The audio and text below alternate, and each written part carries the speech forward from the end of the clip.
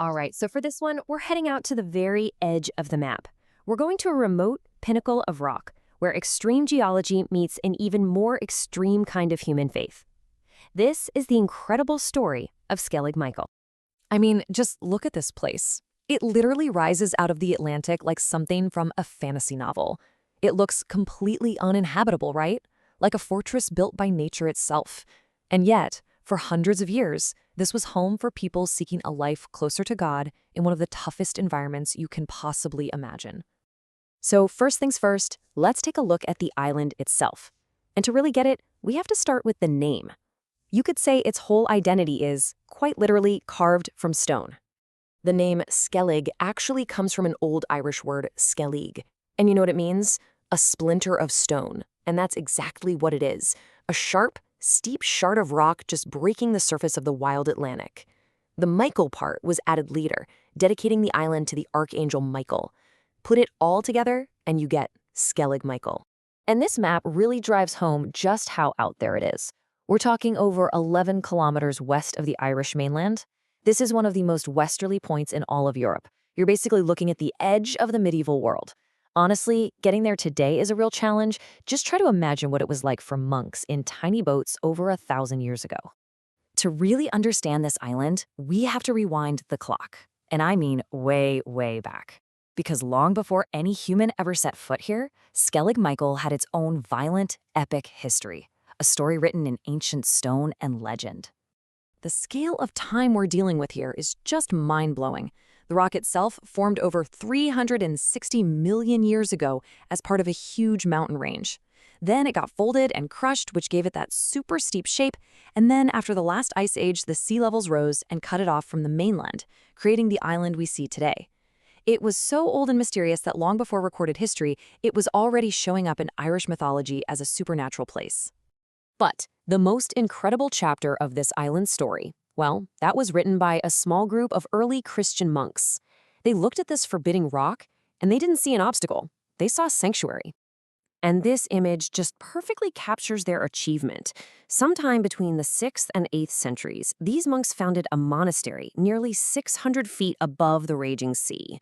They literally built it on a terraced shelf on the side of a cliff, creating a settlement that has somehow survived in pretty amazing condition for over 1,200 years.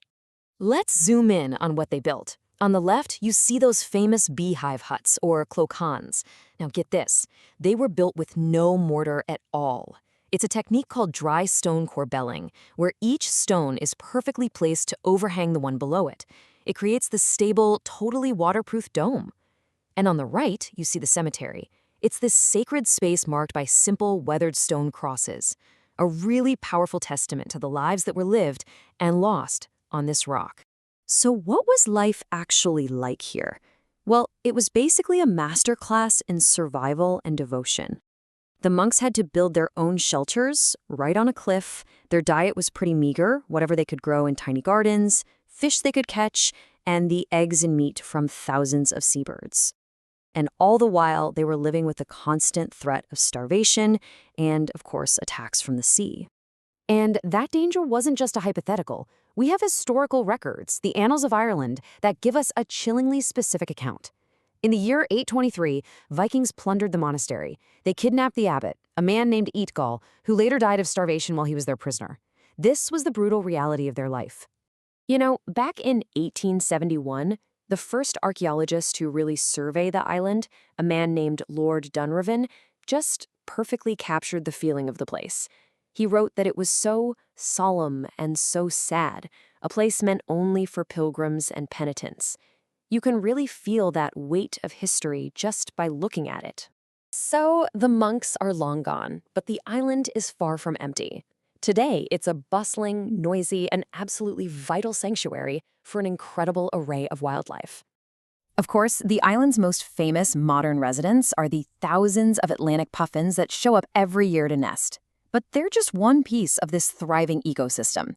The cliffs and ledges are home to countless seabirds, turning what was a silent monastery into this vibrant, chaotic city of nature. So that's the crucial thing here. This island's importance is twofold. It's both historical and ecological. It's a protected area, home to huge colonies of gannets and razorbills. You'll find peregrine falcons, shearwaters, and guillemots nesting here. And if you look down in the water, a population of gray seals uses the rocky shores to rest.